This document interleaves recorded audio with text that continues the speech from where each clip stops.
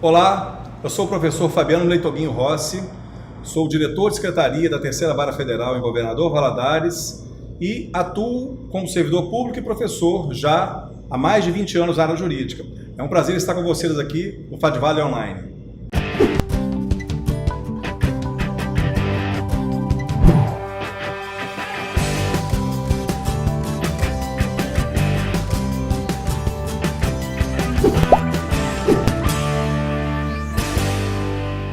Olá, sejam muito bem-vindos ao FAD-Vale Online.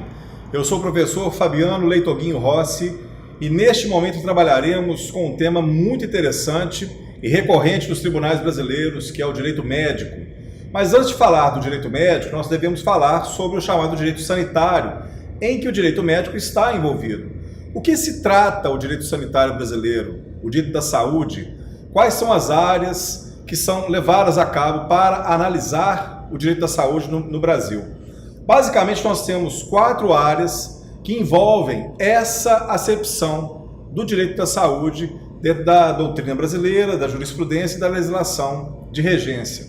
Nós temos a análise relacionada à rede pública de saúde, que vem a corroborar com essa análise dentro do Sistema Único de Saúde, com o Sistema Constitucional de Saúde, no Sistema Único, dentro de uma linha hierarquizada. Nós temos os comandos gerais trazidos pela União Federal, os estados federados e o Distrito Federal. Dentro desses comandos, eles são aqueles que recebem os recursos para repassarem tanto para os seus programas quanto para os municípios, e são esses municípios que estão no final da cadeia que exercerão de fato toda a prestação de serviço público de saúde. Então, tudo que vemos a esse respeito, a questão também da dispensação de medicamentos, tudo é feito no final da cadeia com base nos municípios e na sua atuação. Então, todos os recursos são repassados para que eles assim o façam. Então, a rede pública, ela estuda basicamente essa linha dentro da legislação e doutrina brasileiras. E a jurisprudência se ocupa bastante dessa área pública. Por quê? Porque nós temos, já de há muitos anos, a judicialização das políticas públicas de saúde. Durante muitos e muitos anos, os tribunais brasileiros se debruçaram em questões que hoje não deixam de ser polêmicas, mas já estão pacificadas, em relação à prestação da saúde pública pelo Estado brasileiro, a obrigação ou não de fornecerem determinados medicamentos que são caros para o orçamento público, mas que são indispensáveis para determinados tratamentos devidamente provados pelos cidadãos brasileiros, uma vez que o Sistema Único de Saúde não tem esse medicamento dentro da sua cesta básica de serviços. Então, ele precisa de dispensar esse medicamento, fazer uma licitação prévia, uma compra desse medicamento, muitas das vezes do exterior, para fornecer ao cidadão. Então, muitas das vezes, essa relação entre o cidadão e o poder público, ela tem um hiato, e quem resolverá essa questão será o Poder Judiciário.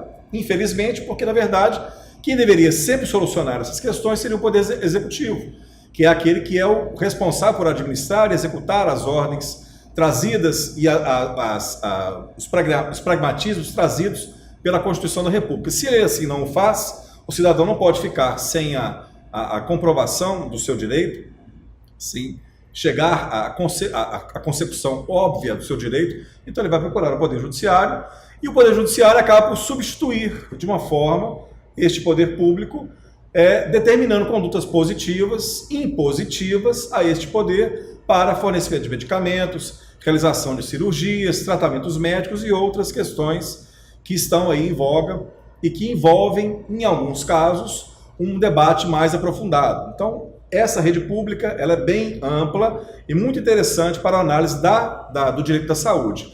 Nós temos também, dentro do direito da saúde, a chamada rede privada da saúde, o estudo da rede privada. Então, nesse tocante do direito da saúde, há um viés tanto de gestão quanto de administração privada, de clínicas e hospitais privados, a relação dessas clínicas e hospitais privados com planos de saúde, convênios entre operadoras de saúde, e também a relação direta com o paciente. Então, toda essa linha relacionada à gestão, à administração, às normas que tem dentro dos conselhos para fins de otimizar o trabalho desses estabelecimentos de saúde. A rede privada de saúde, dentro desse estudo do direito sanitário, se ocupa dessas matérias. Nós temos também o que nós vamos trabalhar daqui a pouco, que é o direito médico, que visa a trabalhar uma relação triangular, que é a relação paciente, a relação médico e a relação hospital. Então nós temos aqui, veremos daqui a pouco, a relação médico-paciente, a relação médico-hospital e a relação paciente-hospital. Então nós temos essas três linhas que nós vamos estudar, daqui a pouco falaremos com mais vagar desses temas. A saúde suplementar brasileira, fiscalizada pela Agência Nacional de Saúde Suplementar, ela tem também uma acepção clara dentro do direito sanitário brasileiro, uma vez que estuda justamente a questão dos planos de saúde, das operadoras de saúde privadas e a relação delas com o mercado, seja ele de autogestão, aquelas empresas, operadoras que trabalham com um circuito fechado de conveniados e credenciados, e também aquelas empresas que trabalham com planos de referência, empresas abertas, que vendem no mercado seus planos de saúde, e todas essas duas acepções são regulamentadas pela lei própria dos planos de saúde, que é a Lei 9656 de 98 e as suas consequentes modificações. Na linha relacionada aos planos de saúde da área pública, nós temos que o direito da saúde também ele interfere em algumas questões principiológicas, das normas de direito privado, porém, as questões administrativas, as questões relacionadas ao direito administrativo, elas se sobrepõem e toda a relação pública dentro do serviço público para fins de prestação de serviços médicos, a questão do atendimento médico ao servidor público, nós temos cada unidade federada dispondo por leis e normas administrativas a esse respeito. A União, dentro da lei dos servidores, dos servidores federais, a Lei 8.102 de 90, já dispõe sobre isso, no seu artigo 230, regulamentada por 2 decretos. E cada estado e o Distrito Federal também tem a condição de legislar a esse respeito, haja vista tratar-se de uma competência concorrente dos entes federados brasileiros. Então, nessa linha da saúde suplementar, o órgão, na verdade não é um órgão, é uma autarquia especializada que regulamenta o setor, é a Agência Nacional de Saúde Suplementar, que vem constantemente trazendo novidades para os planos de saúde e também para as empresas que lidam nesse mercado, justamente para se adequar às necessidades dos consumidores e por essa evolução das patologias que são identificadas e a oportunidade que esses consumidores têm de consumir os serviços médicos trazidos por essas operadoras. Então essas relações são regidas pela lei e pelas normas administrativas criadas pela ANS. E por fim nós temos também uma análise interessante dentro do direito da saúde, que é o chamado, a chamada vigilância sanitária. Então, aquela questão relacionada às visas ou à Anvisa. A Anvisa, em nível federal, é o órgão, é a autarquia regulamentadora desse setor, a Agência Nacional de Vigilância Sanitária, mas cada estado e o município tem também órgãos de vigilância sanitária que dispõem sobre questões de fiscalização de estabelecimentos farmacêuticos, fiscalização de estabelecimentos que trabalham com alimentação, com várias questões que lidam com saúde pública. Essas visas, esses órgãos de vigilância sanitária se ocupam desse serviço.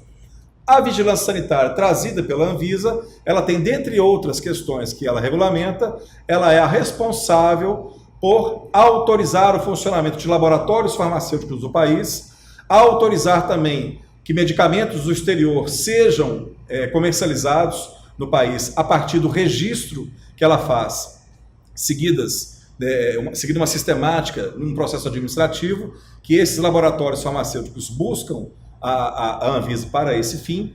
Então, essa vigilância sanitária também é muito bem estudada pelo direito da saúde do Brasil. Então, dentro dessa linha genérica, nós temos todos esses campos importantíssimos e que também podem fazer parte de outras palestras, outros cursos, nesse sentido, para tornar o direito da saúde mais completo numa acepção para um curso. Neste nosso exemplo aqui agora, trabalharemos apenas o direito médico. Agora, o que vem a ser essa relação do direito médico? Por que dizemos que o direito e a medicina têm uma relação? Na verdade, são duas ciências autônomas, com autonomia didática, mas ao longo dos anos, a medicina e o direito começaram a se entrelaçar, haja vista a necessidade de regulamentação do setor, o trabalho do Conselho Federal de Medicina, o trabalho dos Conselhos Regionais de Medicina, a necessidade de uma autorregulamentação do ato médico, do trabalho médico do profissional, das clínicas, dos hospitais, do controle do setor. Então, tudo isso exigem normas. E essas normas, nós temos o estudo básico, feito pelo direito, essa ciência jurídica que nós temos. Então, esse entrelaçamento, ele se torna necessário justamente para ter a condição da área médica controlar, monitorar, fiscalizar todos aqueles que são profissionais da saúde regulamentada por esses conselhos. Data vênia, nós temos apenas os médicos, as clínicas e os hospitais nessa situação. Nós não colocamos aqui enfermeiros, outros prestadores de serviço de saúde que têm regulamentação própria de conselhos próprios. Então, na linha do direito da medicina, essa situação de buscar essa normatização constante do setor da medicina veio também buscar uma necessidade dos profissionais médicos realizarem vestibulares, passarem em processos seletivos de faculdades para fazerem curso de direito.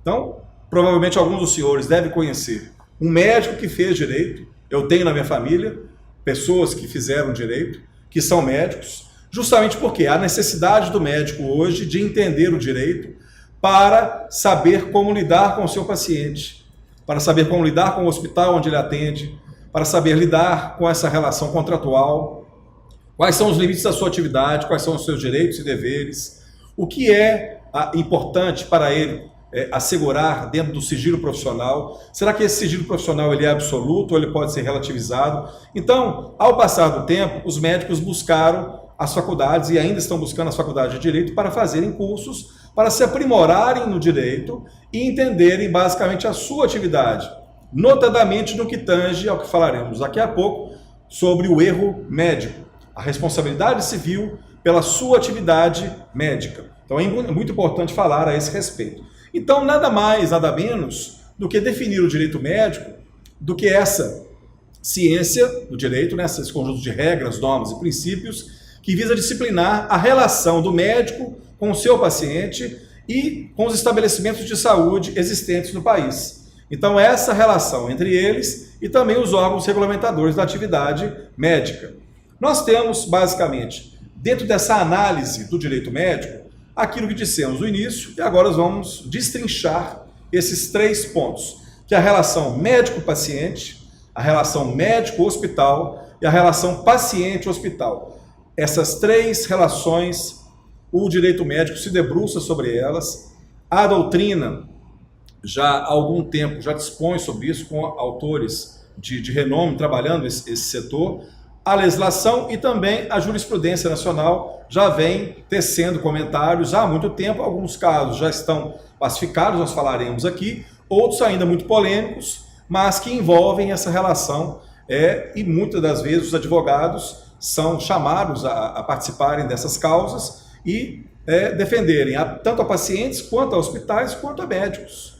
Então, é um campo muito interessante da área jurídica, ainda é promissor, mas já é um campo sedimentado, já há um mercado próprio para se exercer esse direito médico e muitos escritórios já estão especializados em trabalhar nisso no Brasil. Vejamos aqui a primeira relação médico-paciente para entendermos qual é o escopo de análise dessa situação trazida no que tange a essa relação médico-paciente. Vejamos aqui a natureza jurídica contratual, que é básico dentro de uma relação do médico, do profissional da saúde com o seu paciente. É importante que seja feito um contrato, um pacto anterior a qualquer prestação de serviço médico, justamente para se garantir em ambas as partes de eventuais erros, de eventuais situações que às vezes não são previstas, esses imprevistos, esses casos fortuitos, e justamente situações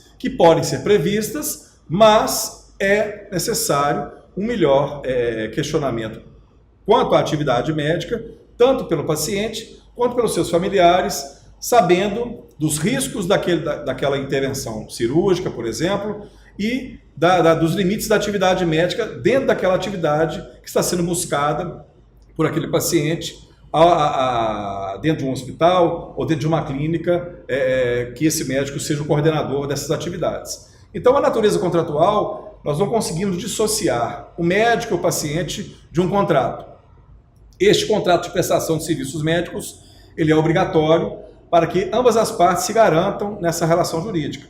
Mas não pode haver um contrato verbal entre médico e paciente? Na verdade, quando o paciente adentra um consultório médico e ali busca uma intervenção cirúrgica, por exemplo, uma cirurgia estética para correção de algum mal que aquele paciente não concorde dentro do seu corpo, né, de uma maneira estética para tornar um embelezamento, um aformoseamento apenas, não sendo uma correção necessária para a manutenção da sua saúde, aquela relação que se propõe naquele consultório, já temos ali as tratativas contratuais e muitas das vezes, mesmo que não se firme um contrato todo cheio de cláusulas e itens a esse sentido, basta que o paciente assine o termo de consentimento informado, que nós teremos ali uma relação contratual já estabelecida entre médico e paciente. Por isso a importância da informação do médico para o paciente com relação a essas atividades que serão realizadas por ele e nessa intervenção possível que será trazida naquela relação jurídica entre ele e o seu paciente. Então vejamos aqui, nós temos um julgamento da 4ª turma do STJ, que eles enfatizam claramente essa necessidade da relação jurídica contratual para esses dois membros dessa relação jurídica. A responsabilidade do médico pressupõe o estabelecimento de um nexo causal. Esse nexo causal, ele pode decorrer de uma relação contratual, também de uma relação extracontratual. Daqui a pouco nós falaremos dessa relação extracontratual, mas normalmente o nexo causal ele é importantíssimo para se identificar o dano e o evento danoso e esse elo entre o dano e o evento danoso para se caracterizar a responsabilidade civil do médico e o seu dever de reparação, caso seja provado. Então, a causa e o efeito da alegada falta médica, nós temos, mesmo que haja uma responsabilidade contratual, a obrigação, nesses casos da atividade médica, é uma chamada obrigação de meio. Então, há uma diferença entre obrigação de meio e obrigação de resultado, e essa temática ela já vem a corroborar estudos e principalmente a jurisprudência dos tribunais superiores há muitos anos. Nós vamos falar daqui a pouco a diferença entre obrigação de meio e obrigação de resultado, mas tenham desde já que a grande maioria das atividades médicas, do ato médico realizado, ela tem uma natureza de obrigação de meio, ok?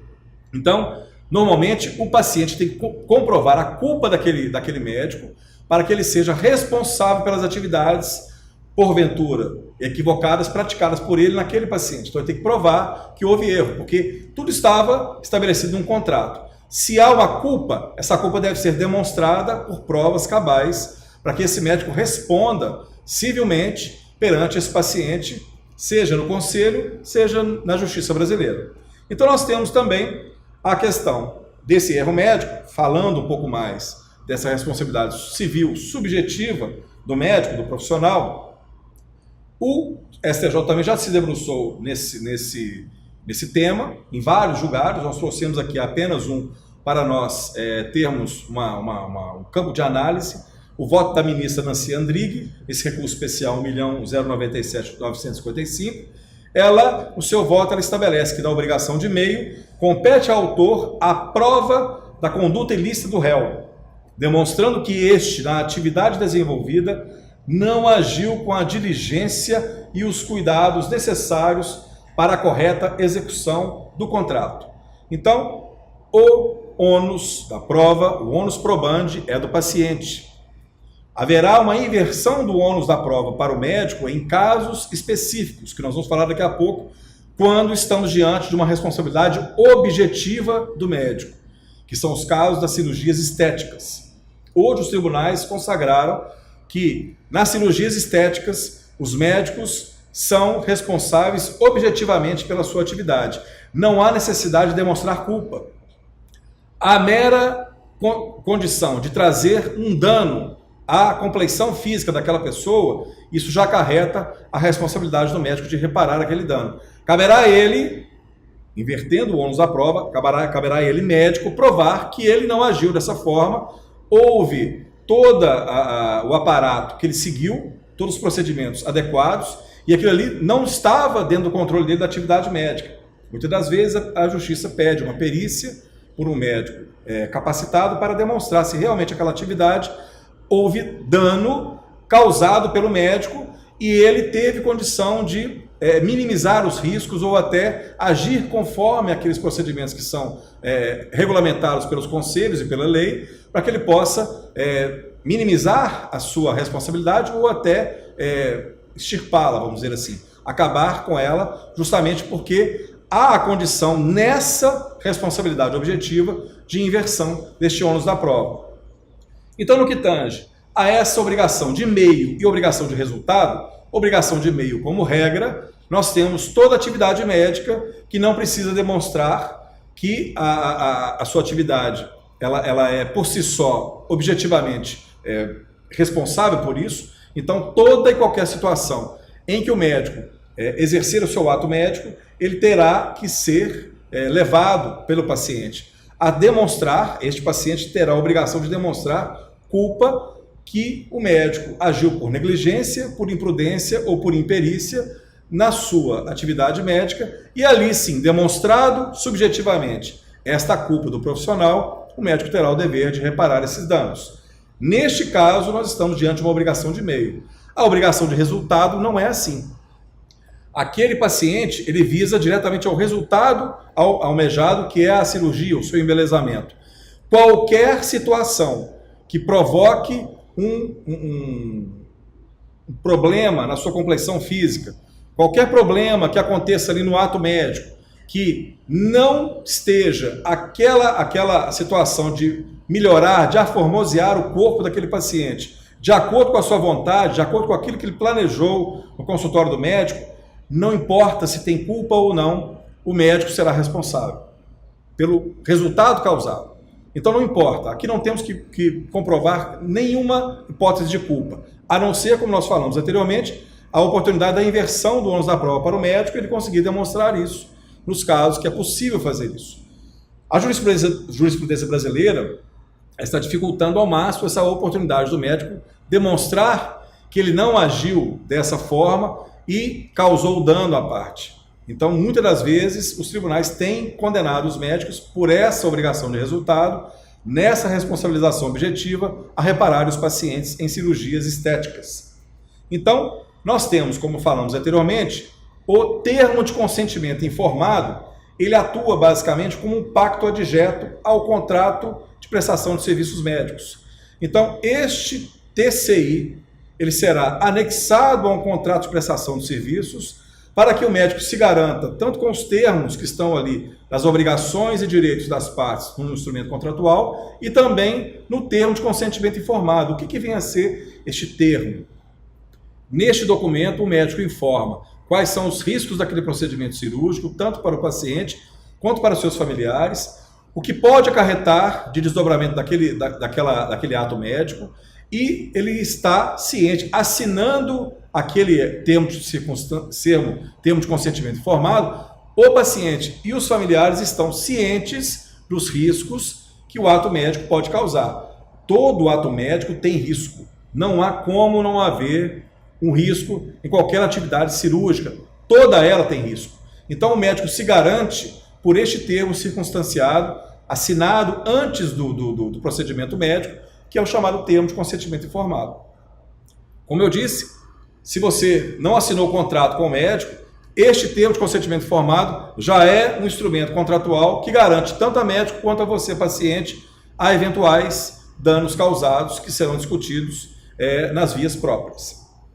Então, continuando essa linha dentro das cirurgias estéticas e reparadoras, as cirurgias reparadoras, elas entendem, a jurisprudência entende, que ela se trata de uma obrigação de meio, não de resultado, justamente porque não há como prever o futuro daquela cirurgia reparadora. E, basicamente, aquela situação que está se reparando, muitas das vezes, aquele mal que o paciente veio buscar para ser reparado pelo médico, ele já está ciente que já houve um problema na sua complexão física, por exemplo, um câncer de mama, e o médico será contratado para fazer uma reconstituição de uma mama, por exemplo.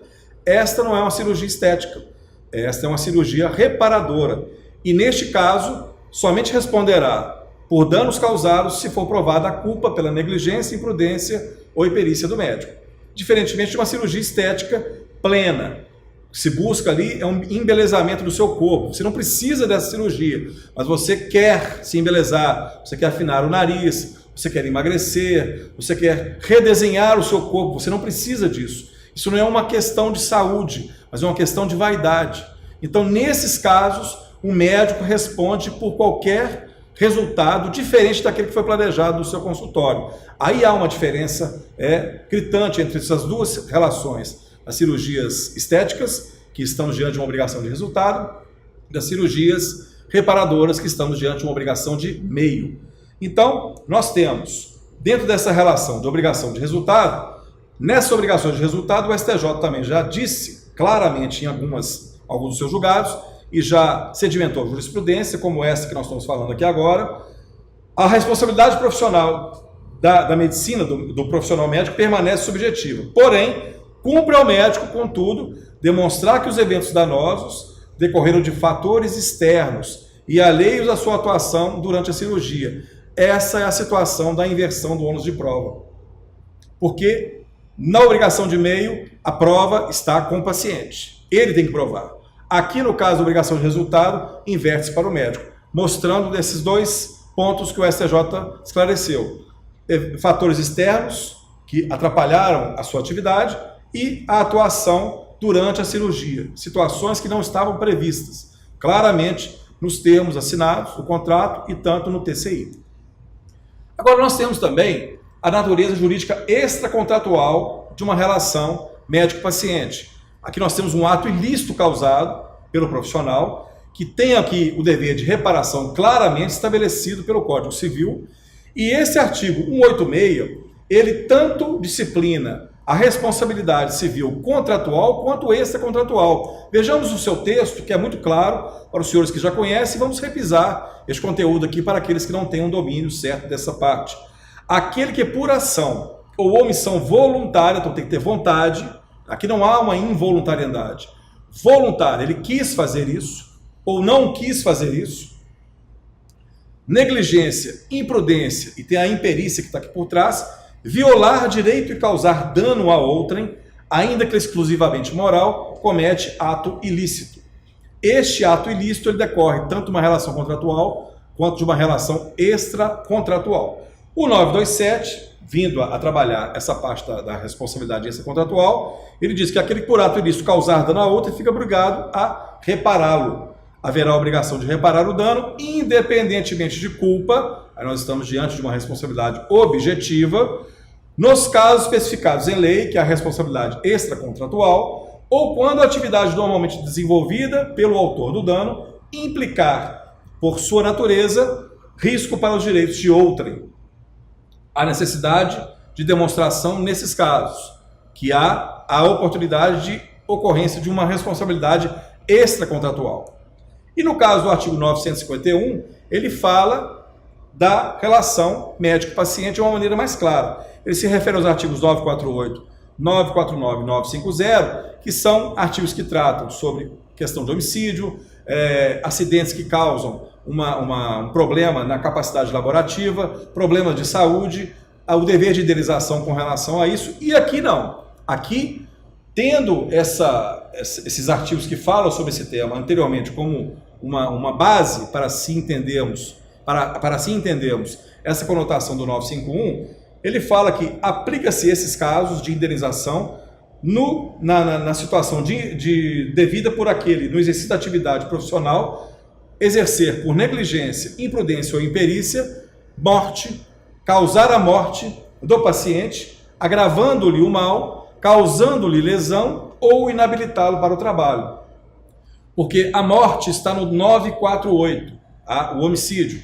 A lesão está no 949 e a inabilitação para o trabalho está no 950. Então, o artigo traz uma junção desses três dentro da atividade médica. Então, há o dever de reparação aqui trazida pelo Código Civil Brasileiro com relação à atividade médica, uma responsabilidade objetiva. Então, vamos falar aqui alguns exemplos de culpa extracontratual, que o médico, independentemente de se demonstrar a negligência, imprudência e perícia, é responsável pelo simples ato de cometer esses fatos, que nós falaremos aqui agora. Fornecer atestado falso, isso aí é a responsabilidade extracontratual. Permitir circulação de obra por ele escrita, com erros de revisão, relativos à dosagem de medicamentos, o que venha a causar acidentes ou mortes. Não tem contrato aí. Então, independentemente de contrato, essa situação acarreta responsabilidade do profissional. Não ordenar imediata remoção de ferido para um hospital, sabendo que não será possível sua melhora nas condições em que o cliente está sendo tratado. Operar sem estar habilitado. Olha que situação gravíssima essa. Então, ele sofrerá processos na seara administrativa, dentro dos conselhos, e também na área penal e na área civil. O médico será responsabilidade dessas três áreas que são instâncias independentes, como sabemos, a jurisprudência assim nos fala. E também lançar mão de tratamento cientificamente condenado, causando deformação no paciente. Então, olha o risco da atividade médica inconsequente e irresponsável, quando o profissional, sabendo que aquele tratamento não gera resultado, ele lança a mão perante aquele paciente, ele tem culpa extracontratual. A outra relação é médico-hospital. A relação médico-hospital tem duas searas a serem analisadas de uma maneira rápida, nós não vamos entrar muito em detalhes, que nos interessa mesmo a relação médico-paciente. A relação médico-hospital, nós temos uma relação subjetiva e objetiva. Quando a natureza da relação da responsabilidade civil será subjetiva? Quando o médico não for membro de equipe profissional do hospital, ele não for empregado do hospital.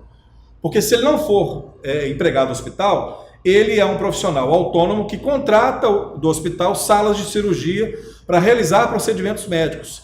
Ele é culpado na medida do erro que ele cause àquele paciente. Então haverá uma culpa subjetiva ali. Há uma responsabilidade civil subjetiva nesses casos. Diferentemente quando o médico faz parte da equipe profissional do hospital, ele é empregado do hospital. O hospital terá responsabilidade objetiva juntamente com aquele médico, para fins de reparar as lesões causadas àquele paciente, independentemente de se provar culpa, porque o médico faz parte daquela equipe. A jurisprudência do STJ vem trabalhando nessa seara. No meu entender, é muito perigosa, entender que é responsabilidade objetiva, pelo simples fato do médico ser empregado do hospital. Mas esse é o entendimento que vem sendo levado a cabo já na jurisprudência brasileira.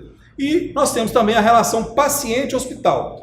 A relação contratual, como dissemos, a relação do contrato de prestação de serviços, que o profissional pode fazer com o paciente um contrato, e o hospital fará outro contrato para suprir as necessidades daquela cirurgia, com aqueles instrumentos que serão realizados, a sala de cirurgia, todo o corpo de enfermeiros que prestará auxílio. Então, tudo isso constará de um contrato que ambas as partes assinarão. Então, na medida que houver dano, problemas nessa relação obrigacional, havendo culpa provada, o contrato ele será o meio de prova para este paciente contra o hospital. E também do hospital contra o paciente também, que muitas das vezes o paciente ele leva situações de culpa para tribunais contra médicos e contra hospitais, mas na verdade a culpa é dele.